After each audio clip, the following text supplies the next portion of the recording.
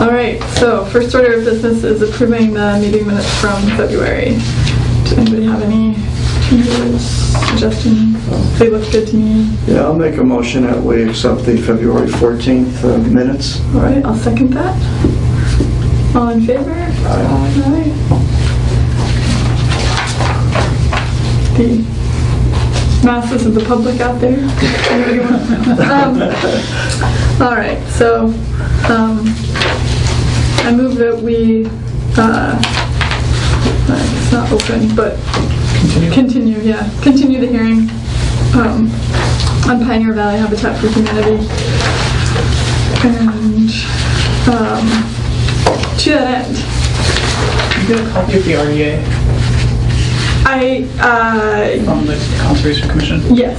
That just means they're done. They didn't need to do anything, right? Right. Yeah. The determination came back negative. Yeah. Aaron has the original now. We have a copy of it. I can send it to you. Yeah, I think Jess sent it to me. Yeah. I know I saw her email. I didn't open the attachment. I have it here too. I went ahead and started putting together a draft decision because I thought it would be easiest today maybe to work through a decision, and that way we can ask like any questions that we have and then see where we get to. Obviously I didn't do it enough ahead for anybody. And it's not quite complete either if you want to hand this down. What I did was I started with the decision that we did for Person Street and then took out a bunch, mostly.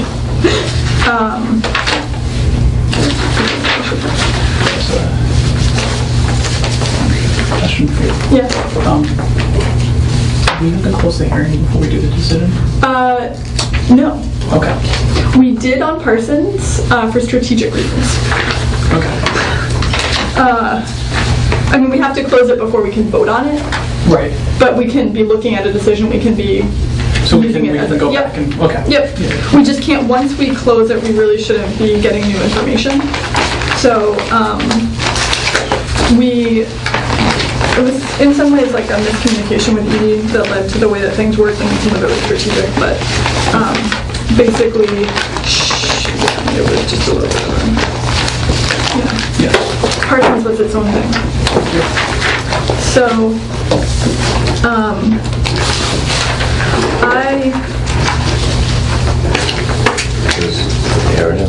oh yeah, you need a copy of this. Thank you. Let me see what I guess. Oh, yeah. One short. We can make a copy real quick. Okay. I think oh wait, you know what? I wasn't one short. I thought I had done enough. There we go. All right. Right at the end, there's Exhibit A, and I didn't bring my copy of the zoning bylaws with me when I was working on this, and I looked at the application and it did not have like the specific section reference for where the setbacks are that we need to be waiving. So before we go any further, we should fill that in. Or Setbacks or yeah, I just didn't know. the zone is R35. R35, yeah. So it's a section of table 6.1. All right. And then section 6, table 6.1. All right. And the requirement is for what side setbacks? 20 feet on the side, 50 feet front and rear. I mean, I don't think the front and rear setbacks are this year. No.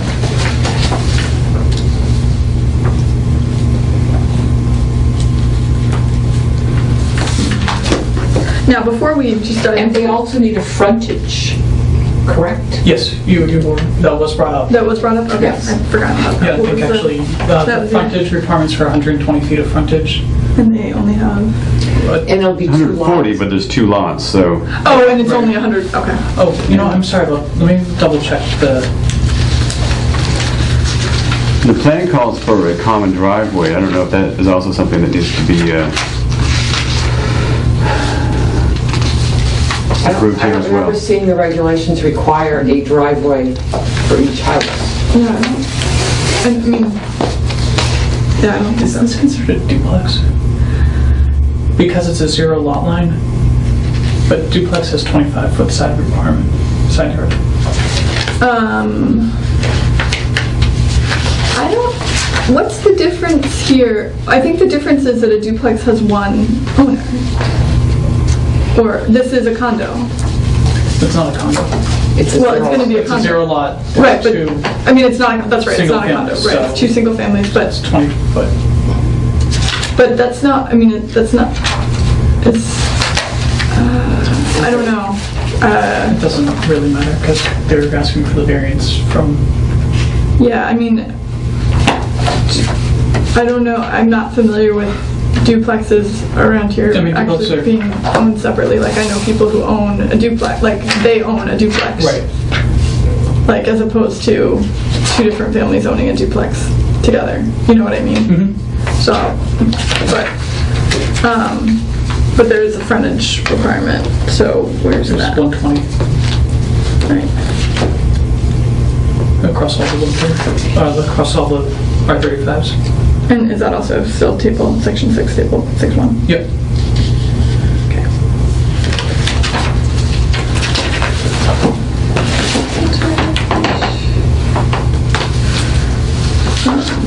And how many feet of frontage, I mean, I guess,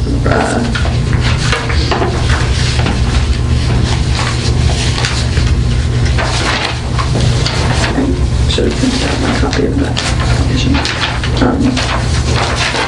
Do you need to find something? Do you have that? They, looks like they have 180. No. Here's the original application. One lot will have 180, and it's hard to tell in the Alright. copy I have what the other one has. It's a lot of split. The other exceptions would be for frontage reduction for each 0 lot line single family home created. Also, the duplex-like structure does meet the 120 feet frontage requirement. But it wouldn't we split it? Right. But it doesn't say how much. Oh no, there is 100. No, permissive or no. Similar to a duplex. The site plan listed on the last one looks like one lot will end up, I'm looking at the back. No wonder it's not making any sense. Looks like they'll each have 100. But it's hard to read.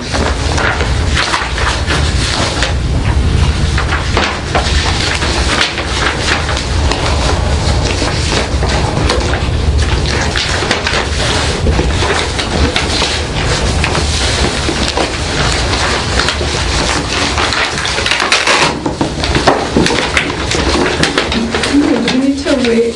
The other question, I guess, too, is it's a comprehensive permit for. Right, and they also need the variance, the waiver on the lot size. Because the minimum lot size for a single family is 35,000. Okay, and we got a 45 or 40,000, but 40, 20, approximately 20 on each. right. So the question is, do we need to do like a waiver for lot 1 and a waiver for lot 2, or do we do a single waiver for the whole project that? I believe we would do a single. It would be comprehensive permit would be for Right, the the whole comprehensive, right, thing but that they're. I'm just thinking in terms of like listing the waivers that we're granting. Do we grant it? Like, do we simply say, like, Oh, I see what you're saying. yeah, because like we're waiving, we're allowing a reduced size for each, or another way you could look at it is we're allowing Yeah, I think that's how we have to look at it. Because a copy of this goes on the land records, right? So if you do two separate ones, then the owner of Lot A will have their own set of requirements, and the owner of... So Right. if there are any transfers, it'll be easier for them to find the document that lists the Right. waivers, if there's one for each lot. For each lot, right. Right, or if this gets filed onto the lot as it is now before it's subdivided, then it will, any reference of future lot breakups will Right. reference this original lot. I mean, I'm just wondering whether we need to I would think you I mean, we could should. work- designate Make it one, Sure. an extra piece of paper. designate Lot 1, designate Lot 2, and then in the waivers have Road that the requirement for Lot 1 being 120 feet of frontage and 35,000 square feet of area, and we're waiving it to allow for whatever the frontage is and whatever the area is. That makes sense to me.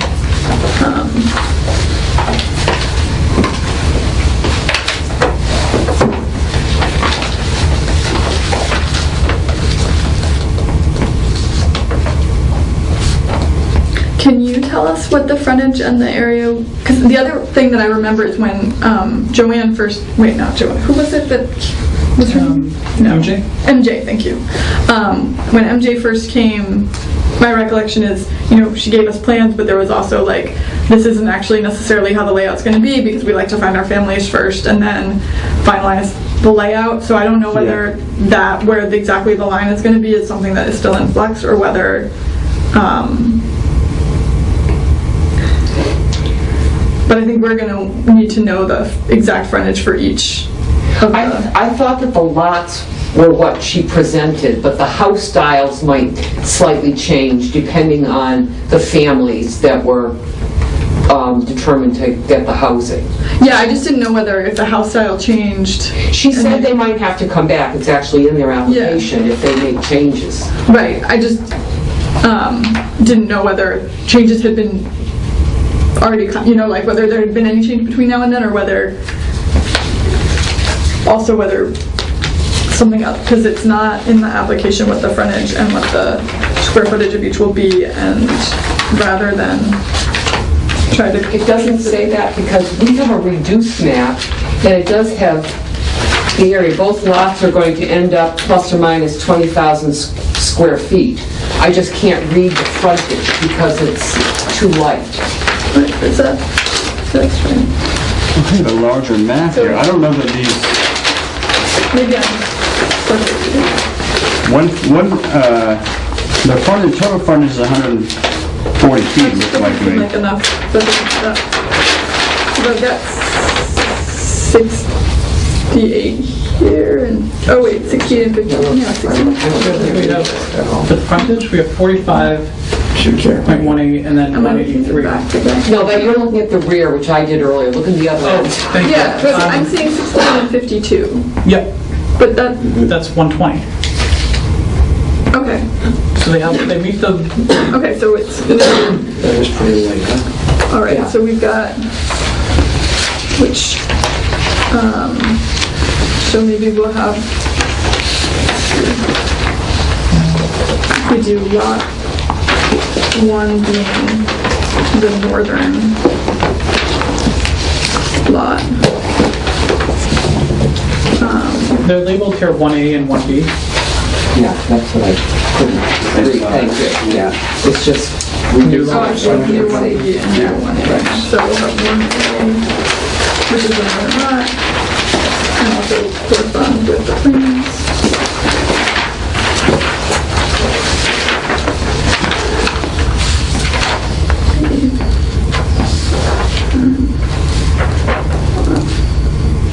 So, lot 1A has 52 feet of frontage. Lot 1B has 68 feet of frontage. And then, are we able to figure out the area from here? They both say 20,000 plus Because it's just gonna be even. Okay. All right. Oh, wait.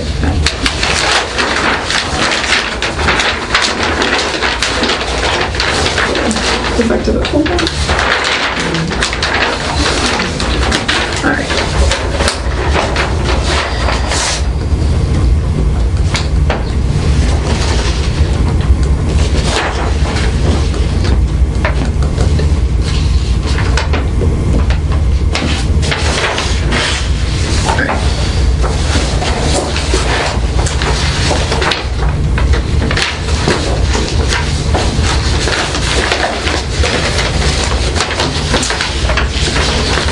So in our previous discussions, nobody seemed to have any issues with that still. Right. Yeah. Can I ask a question that has nothing to do with the application, but one of the conditions? Yeah. There was something they had to, It might be something that I should have taken out, but I oh, the project shall have reviewed final approval by DHCD pursuant to 760 CMR. What does that mean? Does this also need approval from the state? No. Yeah, that was one of the ones I was going to actually ask. 760 CMR is the Code of Mass Regulations distributed by the Department of Housing and Community Development that guide the whole comprehensive permit application, and basically leave it up to each local zoning board to come up with the rules and the process and do the decision making, and then provides for a method of appeal to the Housing Appeals Committee if the board denies or approves an application, and there are people who want to appeal it. So they don't need final approval, so number 7 can get... So Parsons Street was there might getting be- both, because Parsons Street was under a different, they were under low-income housing tax credits. Right. Whereas this is under the local initiative program. So I didn't know whether the final approval was because of the low-income tax credits for Parsons, and that's not going to be applicable here because we're local initiatives. So that was actually one of the things that I was going to, like when we went through, like I was going to ask about, because I didn't know. I'm sorry, I maybe have answered that question quickly. But maybe we should just Go through at the them one by beginning one? and go through it. All right, so let's see. First, I've got the wrong date at the 10th. It's already 14th. And we're not going to probably be voting on it today anyway. And so the dates, obviously, we'll fix that to whatever it needs to be. So the application was December 20th, 2012. I have that for number 2, that the project will be restricted in perpetuity for purchase by households earning at or below 80% of the area median income, which I pulled from the DHCD letter, Yes. but I just wanted to make sure that that is consistent with what Pioneer Valley Habitat is, like the plan. Okay. Yeah, we'll attach the affordable housing deed rider.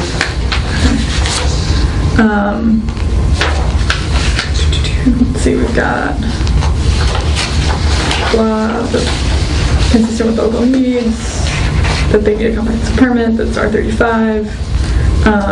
This is the project eligibility letter, the reference 6 is the reference to the project eligibility letter.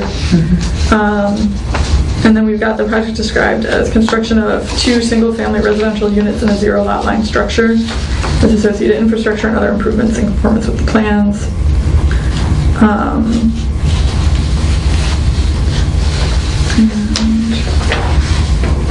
So then for conditions, I took out most of what we have, but Under decision, do you want to change that to the board receive the specific comments so nobody looks for what comments, like a comment from Conservation Commission? And that's the only one that was received, right? That's not no, we also true. had We got a comments letter. from the housing, Oh, so there were a lot of comments. well, Okay. I don't know, I mean, not a lot compared to here. We got Board of Health made comments. No comment. Right. Planning Board made comment of no comment, and the Housing Partnership Committee submitted a letter of support.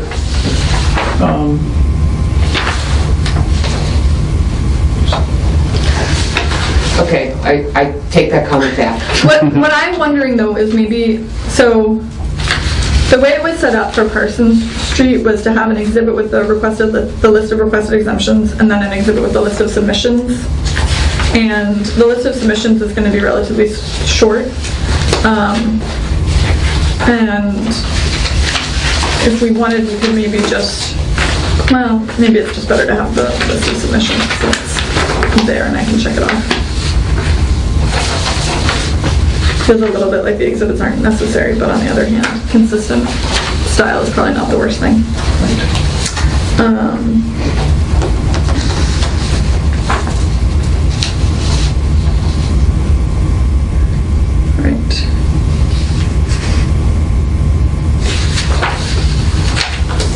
And we've got 1 3-bedroom barrier-free unit and 1 4-bedroom unit. And barrier-free being used interchangeably with handicapped accessible, which is the phrase that appears on the 3rd page of their application.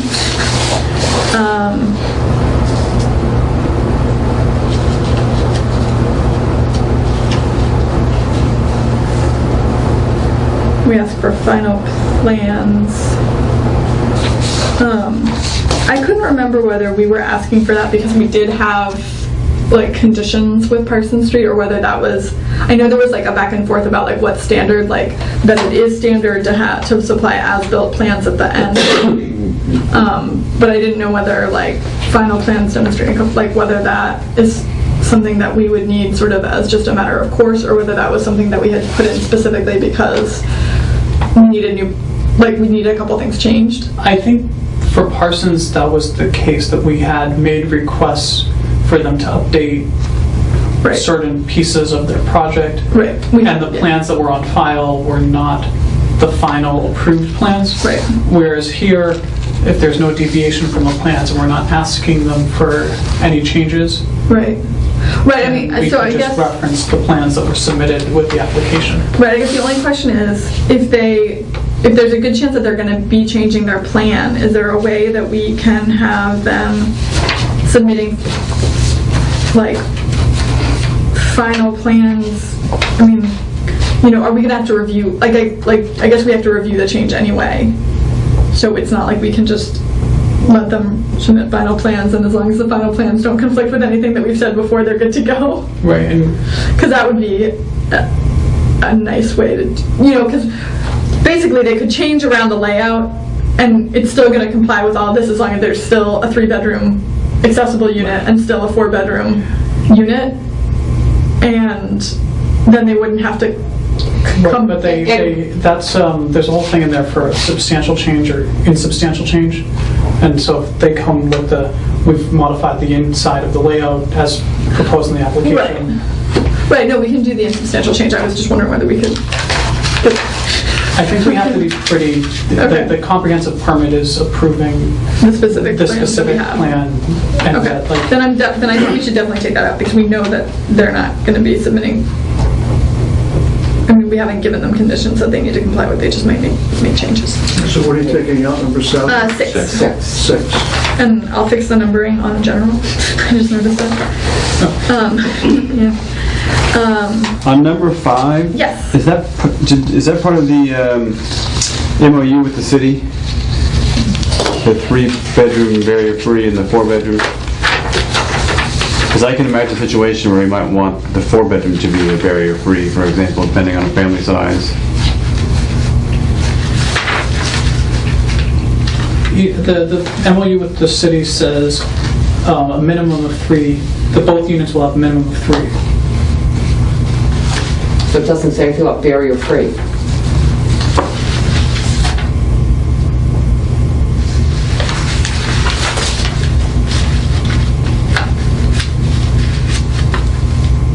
The developer will strive for universal design principles throughout the homes and will accommodate the need for a wheelchair-accessible unit if the selected family needs such features. Oh, so we should probably be more careful about how we say, like, because it doesn't have to be barrier-free. It just. But I think that in your application, the Habitat had made a commitment to making one happen. So the MOU was less restrictive. It should be, one of them should be barrier-free. Well, no, I don't think it has to be unless they have a client that needs one. But I guess the sense is that there will be a client that needs it, or we're not sure, because I don't know. We don't know yet, obviously, because we haven't received all the applications. Right. Maybe we can change. But that doesn't, it's not necessarily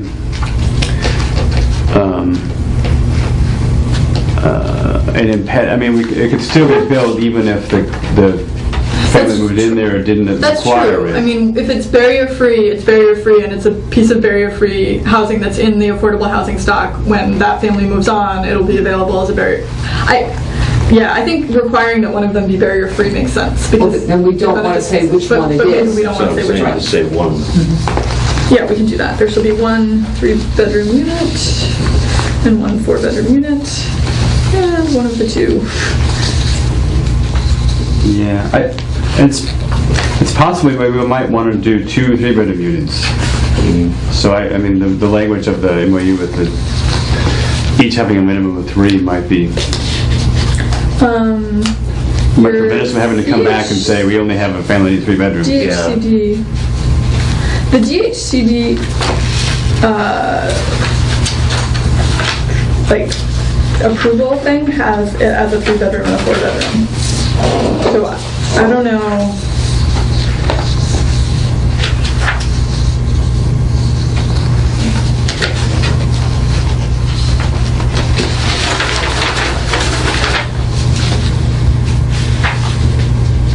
Like, I'm hesitant to not be in line with the DHCD determination of project eligibility letter and the amended letter.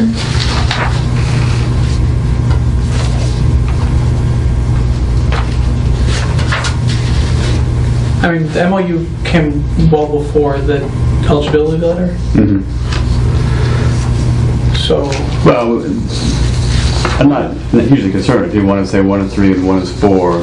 The layout petition would be- DHCD again. And the architecturals imply one's larger than the other, Right. 4-bedroom. The question, I guess, is if there was going to be a change from a 3 and a 4 to 2 3s, would Or 2 4s. or 2 4s, you'd probably need to go back to DHCD for another,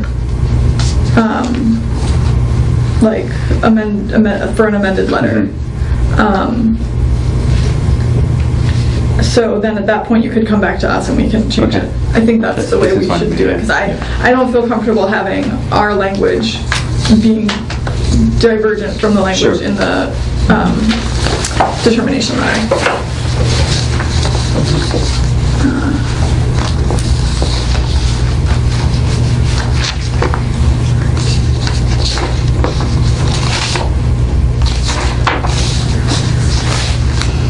All right.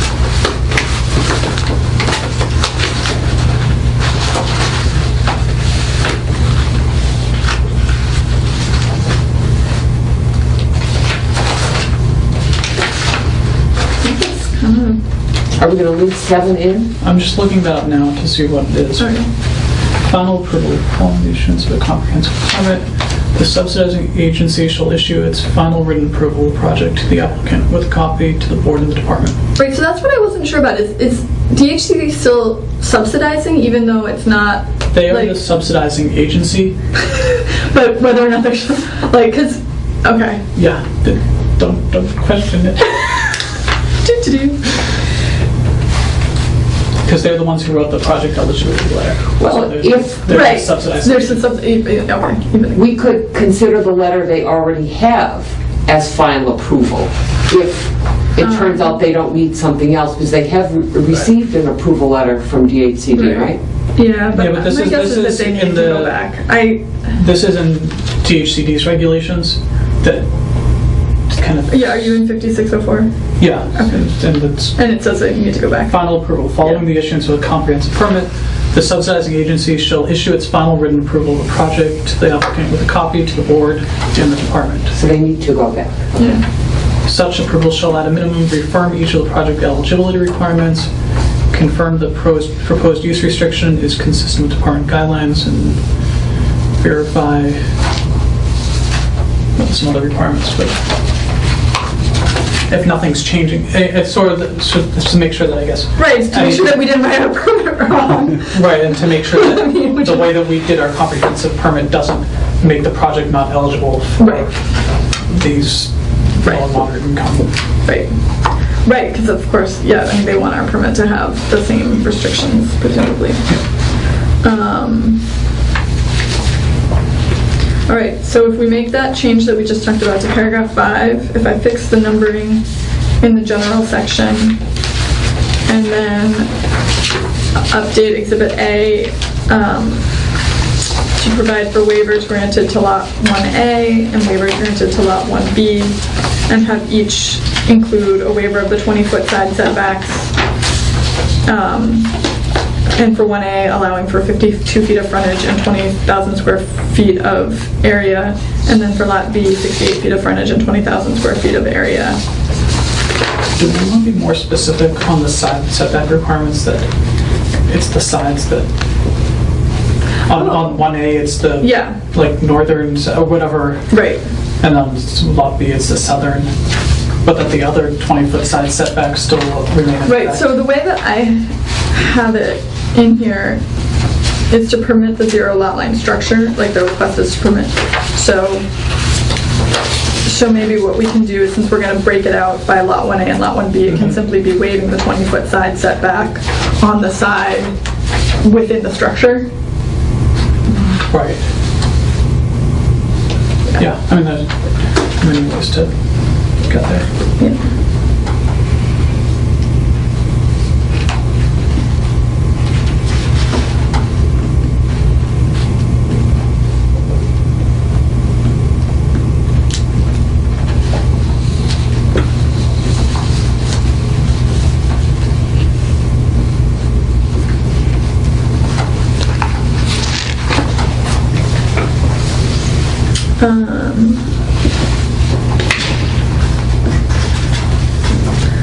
All right, so my suggestion is that we continue the hearing again, that we don't close it tonight, that you can take this with our, the comments that we've made tonight, ponder it. I'll also try to get like a new draft in and out to you, and then we can have one more time when we can just go over like what hopefully will be our final draft. Assuming that it's good or very, very minor changes, we can then close the hearing in April and vote and close it up. In May, or vote and close it in April? Vote and close it in April. Okay. I mean, if we have, like, because if we have it, there's no reason that we can't just close Right. and then vote. And so I think that would be, I think the most efficient way to proceed. I don't know whether you have any thoughts on that, or? I don't see that as an issue. Okay. Anybody else have any thoughts on? All right. So, let's see. We need to make a motion to We continue. do, and when's our April meeting? Is April 11th. 11th. Thank you. Yes, it's right there. Okay. So I move we continue this hearing till our April 11th meeting. And do we have to do a time as well? Yeah, time and place. Yeah. 7:05 in this room. Perfect. I'll second the motion. All right. We'll give Ben a moment to catch up, and then we can all vote. Yep. We can all put our hands up now.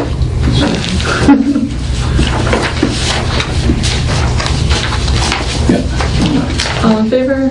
Aye.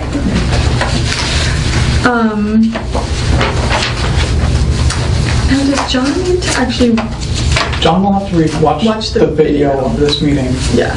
and review the minutes, and then he'll have to Can you- check in with Barbara to make sure Can you, that we're doing that right. can you facilitate him getting the video? Yeah, I mean, it'll be online, Okay. Oh, okay. That makes sense. probably by next week. Okay. Cool. And I mean, if we lost him, it would be fine. We can still vote with these 4, because that's the other option. Because you only had 4 parsons. We only had 4 persons, and that got the job done. Thankfully. Yeah. All right, and I haven't touched the rules that, like our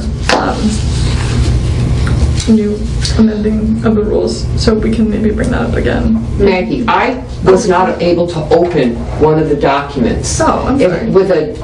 I don't have the all latest software on my computer with the DAT file. And I contacted Jamie, and I was not able to rename it either. Okay. I don't know what a DAT file is. I have a doc file and a text file, but I don't know what a DAT file is. It was the email you had sent out for the previous meeting that had the rules, and for some reason it got into the email as .dat. Like sometimes email systems Yeah. rename things. And I couldn't unrename it, Well, I'll find the email and work on that. just because I was going to review it and do my homework, and I couldn't open it, so I couldn't do my homework. I'm sorry, if you had said, When You was sent this out email sent another. Was for the More meeting recently, right? in yeah, that's January. but I only sent that to you. She said Oh, there I are two didn't realize attachments. and Yeah. The second one, So I was, I was assuming that everybody Not got it. no, because I Sorry. was responding to your comments and then we were Okay, gonna so, go back and forth. so here's what I'm gonna do. I'm going to, since I don't have to, well, I just have to do the minor revisions, but since I don't have to do decisions, I will, in the next week, review the changes that Ben made in between our meetings, and then make a few more changes, and then I'll send that out to everybody as a new email. thank you. But I think we're all set for now on application forms, right? Because we agreed that we were going to release the new one Yep. and maybe make further changes down the line, but that already what we had was so much better than Right. what was there before that. I'm just carrying it through on the Okay. agendas because Otherwise, it's something that we I'd had set it talked about, maybe continuing at a later date. Perfect. Whenever we want to pick it up, that's Great. Okay. fine. It looks good from what we, what we had. It looks real good. It's Yeah, I think it's much pretty thorough. So I had sent out the 40B comprehensive permit rule. And I want to thank you for adding the little section in there. So can we talk about that for Oh, a minute? Or yeah. The rules are this? Yeah, so there are two different rules. We have the ZBA governing rules, and then we have the comprehensive rules. Yeah, Okay.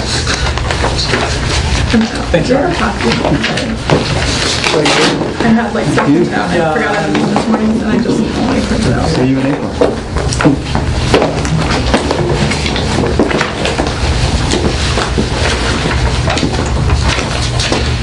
Yeah, that's the newest version I'd sent out.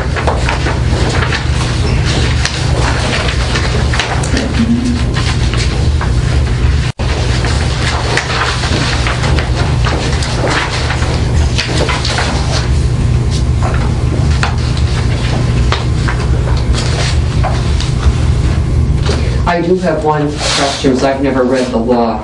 On page 8, is statutory minima, the term word minima, the word in the statute? Yeah. That's what I assumed, because it's not a But Ben's word. not making that up.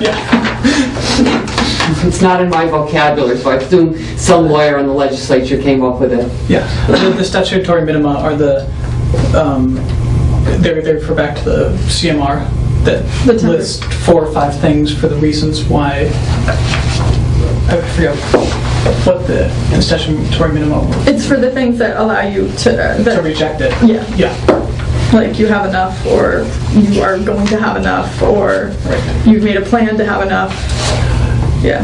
So, Linda, I tried to Yeah, just no. make a first crack at responding to what you had. That's something, that to me is good. It gives some idea to the board and to other people what we're looking at when we're reviewing a comprehensive permit. We're that's talking all. about 502, right? Is that, or are we talking about? Yeah, 502, right. It's the stuff in gray. Yeah, I just wanted to make sure that that's, yeah.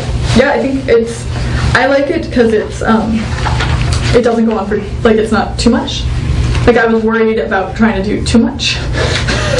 And like, Yep.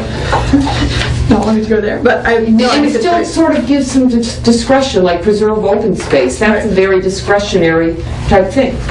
So that's good. Yeah, and this comes, I think, mostly directly from the CMR. So it should be found, we still, and once the board sort of agrees, we can, if we want to vote to approve it or whatever, the DHCD still has to approve our regulations Right, for this because because they like to. well, because it's really, it wouldn't be surprising, especially in some places for the cities to intentionally muck that up, Right. so.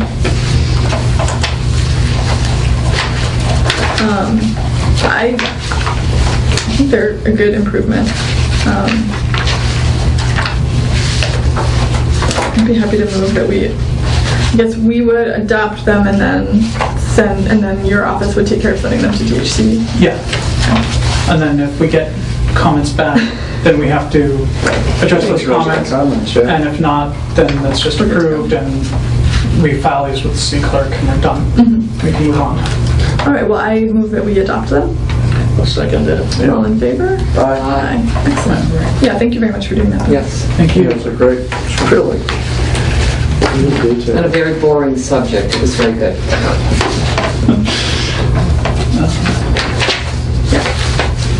Okay.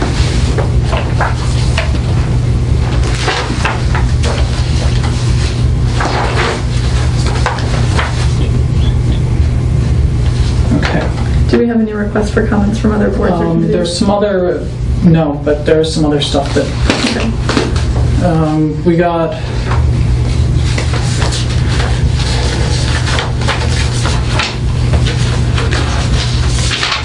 everyone did their ethics test, I hopefully. didn't do mine, I'm gonna do mine tomorrow, I forgot it. Okay, Oh, well, there was something, I printed off the certificate, but I apparently didn't print off something else that I needed, and I was confused. yeah, I've seen, Well, except that I didn't actually print anything off, I just emailed to Barbara the certificate, but did she say thank you and, she said that I needed to do something else, and I was You confused. have to sign, because I printed off the certificate, which would not print my name, even though I tried it yeah, twice. really weird, because sometimes, And then I brought it in here, and I had to sign something Right. else in the office. Oh, in the I office, worked on mine okay. tomorrow. So I had to I'll get come that in. tomorrow. Did you Okay. do yours? Did you? And did you print off your certificate with your name on it? Why am I? Yeah, I have- sent it, I sent it to Barbara and said, is it okay? And she said, yeah, it's. So I'll just have to go in and sign it next week. Okay, I have to do my homework tomorrow. No, I just did it. It's She a very opens fun at 8, day. right? Or is it 8:30? I don't- tomorrow, I know I don't tomorrow think she said. somebody Oh, you know what, I can do it on a Monday, Yeah. because I don't, I know. I think it's an hour. 8 is when they're It took open. long to do. No. Yeah. So, we got a copy of the planning board's decision for, The Oh, furniture Larry store. Furniture. Button building. button Button building. building, yeah. It already is starting to look great. It Yeah. does, yeah, just they took the canopy off. And they Yeah. And fixed windows, the, they're putting windows And no in. windows, yeah. And they fixed the brick around the door. yeah. Yeah, looks Yeah. It's gonna be nice. nice to see it lit up at night. Oh, is it lit up at night? They Yeah. have some That was construction two lights. lighting inside Oh, of it, Okay. yeah, but that's the first time that curtain, just Yeah. curtain building.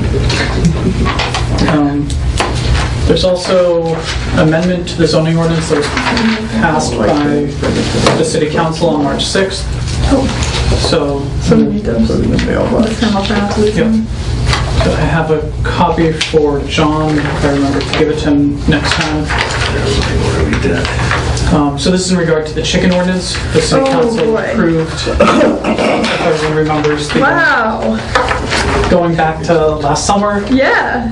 So, Oops, sorry. All right, so it's now industrial by permit, they can keep a small flock, and they can have, well, they can basically, it's mirroring for industrial. That's great. yeah, Wow. so. Local government at work. Yep. That's awesome.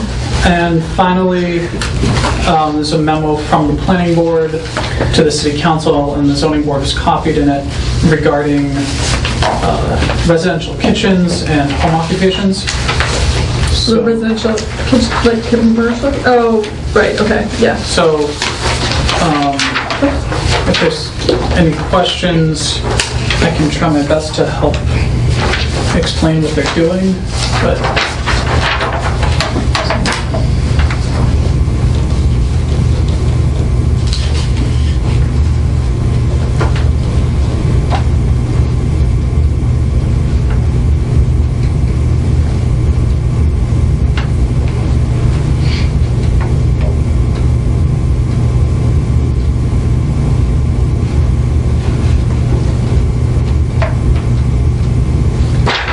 Seems reasonable.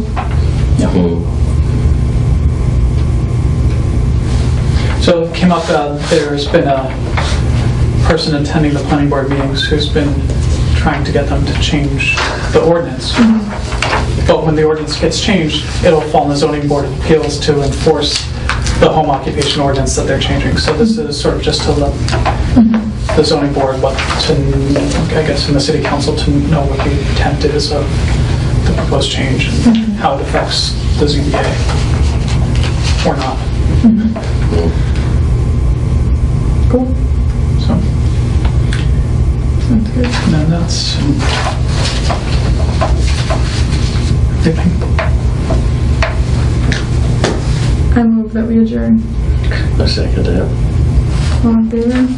All right. No? All right. Thank you all. You and